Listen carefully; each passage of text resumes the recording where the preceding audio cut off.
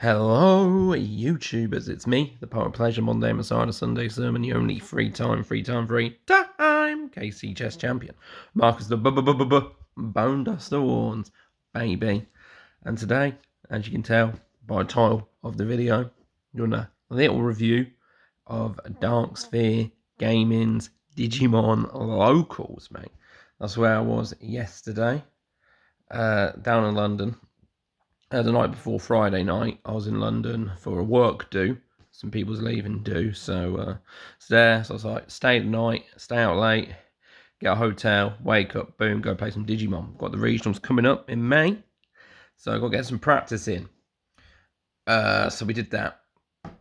So it's in Shepherd's Bush, which in Shepherd. Oh, still a bit tired. Getting too old for drinking, guys. Getting a bit too old for drinking. So it's in Shepherd's Bush. You're on the Central Line. And it's right. It's in a shopping centre right near the tube station, so it's quite convenient to get to. I was staying in Victoria, so I went on the Victoria line to Oxford Street, and my wife wanted to go to Liberty, so I went to Liberty with her to help her move some stuff. She gets fabric, she's sewing, you see, so I had to go and get the fabric down. So I walked her to Liberty, and then I went to Shepherd's Bush for Digimon. So I went on the Central Line, Shepherd's Bush. You're in the shopping centre, so you have to go out the tube, and I'm partly writing this so people get maybe help, because I was a little bit confused. It wasn't massively confusing. You get out the tube, sort of turn right a little bit, you see like a big shopping centre, has like a Lidl signage on the outside, so you go over the road, go into the shopping centre, you have to walk down a bit, and then around the corner, and then there's like this going down, big blue dark sphere. You go down these escalators, and I've got this like massive basement level. Massive room. So you get in there, and then you just go to the left, and you see a guy with a till, and then he goes, nah, I'm not the guy for Digimon. You have to speak to the guy who's around the left that you don't see initially, because he's right around the corner, so you don't naturally see him in your eye line. But you speak to him, and then I've got some participation stuff. You got this Pulse Mom. I've already opened them because I'm holding my phone anyway. Got this. This could have been a rare mon, I think. Could that have been the rare mon? I don't know. Maybe that might have been rare mon. I don't fucking know, but it's a poor fucking plug-in. And then a Mammy mon. I've got loads of this fucking man. I've got loads of that as well, to be fair. But yeah, got that shit. So we did it. I was also so we'll jump ahead a bit. Got 6. There was 23 people and I got 6. I think it's alright, especially because I was hungover, so I'll take that.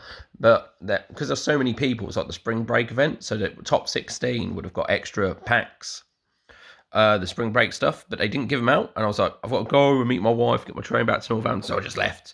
Normally, if I wasn't hungover, I probably would have said something to the guy, but I can't be fucked. So I just left. So if anybody from Dark Sphere is wondering why there's a spare pack left for the spring break stuff, it's because I just left. Come on, guys. Come on. Time is money, guys. I want to go home. I've got things to do. I'll get a train. But anyway, so I get there. Round 1.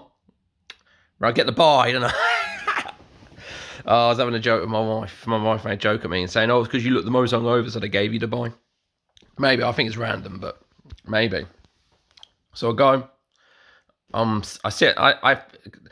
Because it's quite a fairly big at my locals in Manascrew, we just find who we're paired against, and like half the people move, which is convenient because half the people then don't have to move.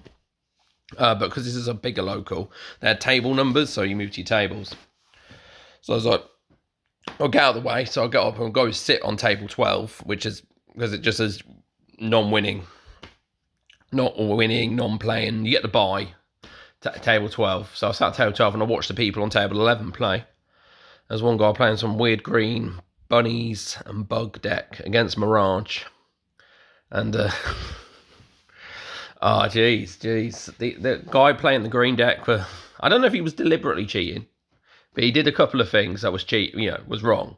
Like, he played like a free drop Tentamon that lets him reveal the top card of his deck and then add it into his hand if it's a Digimon. And then on the same turn, he tapped with it. He attacked with it. If you don't know, Digimon has summoning sickness, so you can't attack with cards you've just played on the same turn, but he did that. he did this thing where he goes into... Now, I don't know if this was cheating 100%, because I know Green has some inheritables that reduce Digivolution costs. I don't know if the Bugs and Bunnies do, but he did this thing where he popped to training to go into Hercules Carbuteriumon, which has a Evo cost of 4. And obviously the training only reduces it by 2, so he should pay 2, but didn't pay anything. He didn't pay anything. And then there was a bit where... So the green guy, the green deck player, actually won game 1. And because obviously Mirage is a meta deck, so you'd think Mirage would just destroy this. But then in game 2, the green guy was about to win. So he's got Mega Gargamon Ace. He does security check, and it dies because it hits burst mode in security. And like neither of them remembered that like there was an Ace overflow which would have passed turn, because then the green Digimon player swung with another Digimon, a Gargamon, for game. And I was like, sorry guys, but overflow would have passed turn. I actually said it to him. It's like, like the thing with maybe the green deck gives something rush. I don't fucking know. Maybe the Evo cost gets reduced. So I didn't say anything. But then I was like, because I was watching. If they'd finished playing, then they would have finished playing. Then I wouldn't have to watch any. I'd have to awkwardly stand and hover over a table if I wanted to watch a game. Obviously, I don't know any of these people. So I was like, nah, you guys can play another game. So I told them, I was like, oh, sorry guys, but Overflow would have passed turn, so you can't swing with it. And then the Mirage player won game 2. So the green fucking player probably hates me, but come on, Overflow. It's fucking obvious mechanic. It's base mechanic, mate. It says Ace on the card, mate. You know it's Overflow. Come on, don't be silly now. I think Mirage won in the end, 2-1. Or did they? I know, no, they tied. They went to time. Yeah, they went to time. I think. So I think they drew. Then I did my first actual game. So in round 2, I did my first actual game, and I played the slow as fuck guy. Slow as fuck. Like Marcus Hybrid, they're calling it. So it's like Shine Greymon with Yellow Hybrid in it. He was slow as fuck. He asked me if he could take a turn back. I said, oh, okay. God, if you come to these regionals, mate, you ain't getting any of that shit. You also don't get to push up your Digimon, do a bit of do something, then push it back down again. You don't get to do that, mate. You don't get to do that.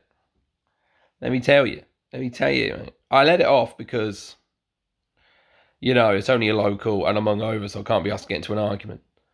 But yeah, he was slow. So I won a game, he won a game, and then we finished game 2, and there was like a minute left on overtime because he was taking ages to make any of his turns. I'm just sitting, I'm getting bored, mate. Jesus Christ.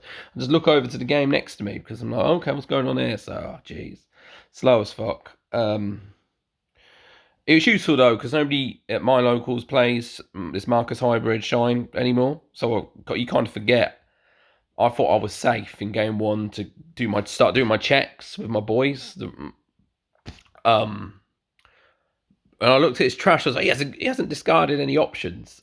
So in my head, I thought he must not be running any options. No, he runs loads of options. They were just all in security. So yeah, he ran like Long Key and all the fucking Shine Greymon options that reduce DP, and I hit multiple of them.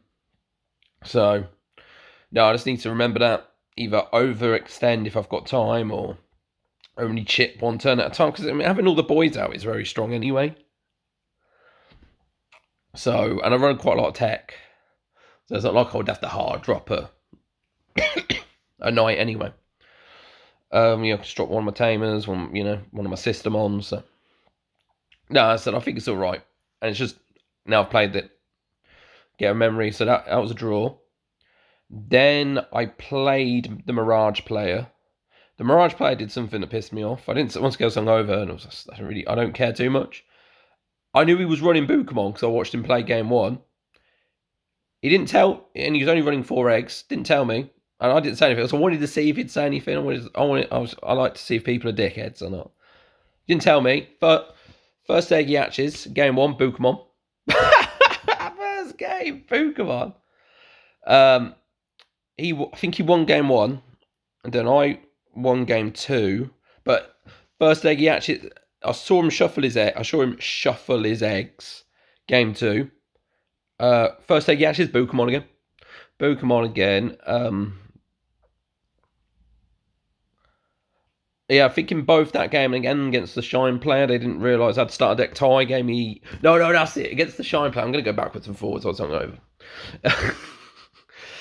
The Shine player had like a Sylphie or Jet Sylphie. It's got 7k and I had a Magnamon out, but I also had Jesmon out. And I always declare my on plays, but I don't declare my passive effects. So he swung with thinking, oh, if I block that, they'd both die. So I just block with Magna. So now he's got 8k. Gets a buff from Jesmon, mate. I'd already let him off the thing, so. Jeez. And I was already pissed off with him because he was taking ages to do his moves. So I wasn't gonna let him off too much stuff. So there you go. But yeah, there was that. But yeah, the Mirage player somehow got booed. So in the third game, I did cut his eggs. I was like, do you want to cut your eggs, man? Do you want to cut your eggs? So I beat him 2-1, the Mirage player. Mirage is a 2-hard. I'm making a tech choice. I'm taking a Mechamon out. I'm going to put a third sister in. The good thing about the sister mons is you don't have to pay the cost of trashing card to draw 2s. You just play a sister. So like the other 2 games, I was very good at keeping my hand size low enough that he couldn't really do much. Also, he'd misplayed. Like, he forgot like blocker or something. I remember blocking one of his things. I'd say he didn't know Craniumon's end of turn effects. End of opponent's turn, that makes one of his Digimon attack. I'm pretty sure I said it though. I normally say Cranius. I go, on play becomes immune to Digimon effects. Also, he's got end of turn effect. I normally say it like that. Maybe I didn't. I don't fucking know. Ask what the cards do and read them if you don't know. That's what I always do. I'm more than happy to tell you if you ask. Anything that's an activated on play, I always say. And like your turn effects where Leopard gives them all blocker. So I always mention that. And then in the third game I played, round 4, I lost 2 games straight to purple-based Numemon. See, Numemon, if you know Digimon's like probably the best deck at the format at the moment. It was useful to play. I did this stupid thing where I had like I'd Leopard Alpha out, and I had a choice between playing Jesmon and Alt Force. And I played Jesmon and popped something, and I didn't realise. And I've played against Numemon at my locals. They play the black base at mine. But this scenario never appeared at my locals before, where they played the Platinum Numemon, and they can discard a Numemon to gain 2 memory in that past turn. Because what I should have done, I should have done Alt Force to bounce it back, because I had a Congo in hand. And it's the reason I didn't let Alpha get absorbed. So at the start of my turn, I just had Alphamon out. I purged out a Leopard, so I could play Alt Force or Jesmon for 0 using both King and Leopard's effects. So I should have played Alt Force, then played Congo. Then I probably would have won. He wouldn't have been able to do much the following turn because I would have 3 blockers, but small things couldn't attack. No, it was useful. He played Swart Defeat as well. So then Numemon's one of those decks that I'm gonna have to use my brain. I need to make sure I can finish, probably with an extra night, because that if they go into Monzemon, they can give something sec -1. So if I think I can finish. So on one of the games I omnied, got all my knights out, but past turn. But then he just went up to a Monzemon. And I didn't have any of my board clear. And I also forgot to proc Dynus. I could have killed 2 things, because he had a level 4 out. And I forgot to proc Dynus as your turn effect to kill that. So I had to use like Jesmon's effect to kill something where I could have killed 2 things. But I said I was pretty hungover. And I was like, But no, it was useful. Useful to remember that interaction. Be careful, they've got Platinum Numemon in trash, and I'm only at 1 memory or 0, because that can pass turn if they do their shenanigans. So I know it's useful. We did this annoying thing as well, where in both games, one game I had a Magnamon, and the second game I had a Mechamon, and he just played that as a long ace. The blue yellow Diva's Ace just to bounce it back because it really slowed me. It slows you down. And it's got an odd number of DP. It's got 12,000 DP, so it's not like I can use Gallant or Jessamon to reliably pop it. Obviously, I can use Alt Force to bounce it, but it's in his hand, so we can do it again. But it's hard to trigger the overflow for that. And because it's 12,000, it's not like I can even raid Gallantmon over it because they'd both die. So no, so it's fiddly. It's fiddly. You think it's an ace, it'll be easy, but because it's got so much DP, but not 13. If I had 13, it'd be free. Because obviously Gallant, boom. No, it's useful. And while I did moan about the Shine play, it was nice to play. And I moaned about the Mirage play. It was nice to play against Mirage and the Marcus Hybrid decks because nobody plays them at my locals. So that was a good experience. If you want to get a lot of games in, go down Dark Sphere. If you're in a rush and you need to leave, don't expect to get your winning prize in, your top 16 prize in, because I don't know, mate. Nothing was happening. I'm pretty sure I sat there for 5 minutes. My wife was calling me. Train's going to be soon. When are you going to get here? I was like, well, I better just leave then, mate. Better just leave. But, oh, well, there it is. So, anyway, I hope you'll enjoy my review of Dark Sphere. Oh, yeah, it's fine. Fine. I said I moaned about it a bit, but the new Mon player was lovely. He was a nice guy. Said he was a lawyer. Yeah, it was fine. He said he was going to both regionals as well, so he'll be one to look out for. I'm not too worried. I'll try and get one of my guys to make the purple basal one. I'd like to have a win against him before the fucking regional, Jesus. No, I think if I didn't make my misplays, I think it would have been a bit better, but it's what it is. Anyway, thank you very much for watching. Bye-bye for now.